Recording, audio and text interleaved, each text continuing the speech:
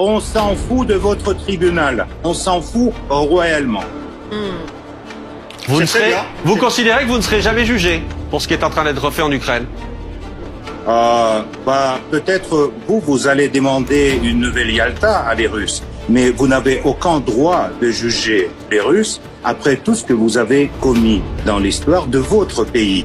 Vous n'avez aucun droit de juger les Russes après avoir applaudi à des bombardements de Yougoslavie, après avoir vu la fuite des forces pro-américaines de l'Afghanistan récemment qui couraient derrière l'avion. Ça sera le sort de M. Zelensky et toute sa bande. Ils vont courir derrière l'avion vers la Pologne. Et donc, ne rêvez pas sur le procès sur les Russes. Ça, jamais aura lieu. Je vous garantis. Il y a 3 jours, le monde a basculé. Donald Trump, redevenu président des États-Unis, a reçu Vladimir Poutine en Alaska. Tapis rouge, honneur militaire, photo officielle, c'est l'image que l'histoire retiendra. Et pendant ce temps, la Cour pénale internationale ose maintenir un mandat d'arrêt contre Poutine. C'est ridicule. C'est même pathétique. Premier, la contradiction explosive. Comment expliquer que l'homme soi-disant recherché par la CPI est accueilli officiellement par le président des États-Unis? La réponse est simple. Ce mandat n'a aucune valeur réelle.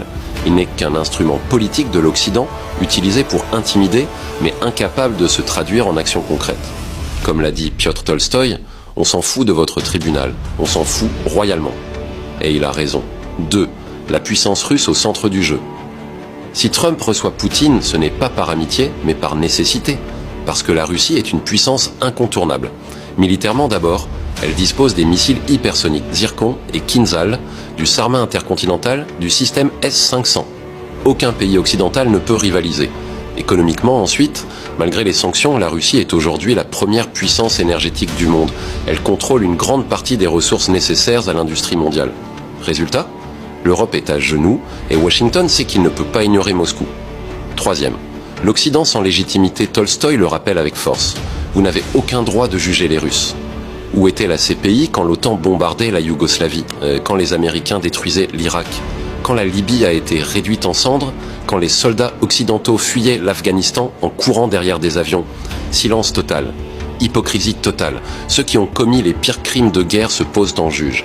Mais leur crédibilité est morte et la rencontre de l'Alaska l'a prouvé devant le monde entier. Quatrième, Zelensky, le futur Kaboul Tolstoï a lancé une image forte. Zelensky et sa bande finiront par courir derrière un avion, direction la Pologne. C'est brutal, mais réaliste. L'Ukraine est un pion sacrifié. L'Occident a déjà commencé à se désengager.